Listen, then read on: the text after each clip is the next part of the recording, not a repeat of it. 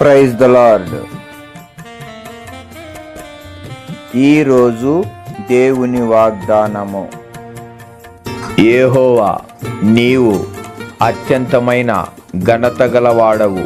సమూయేలు 2వ గ్రంథము 7వ అధ్యాయము 22వ వచనము. ఏవేవి లాభకరములైయుండేనో వాటిని క్రీస్తు నిమిత్తం, ఏవేవి లాభకరములైయుండేనో వాటిని క్రీస్తు నిమిత్తం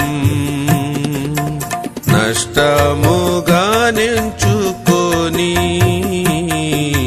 ముందుకే సాగుచున్నాను.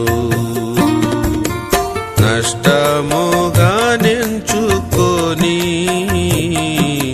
ముందుకే సాగుచున్నాను.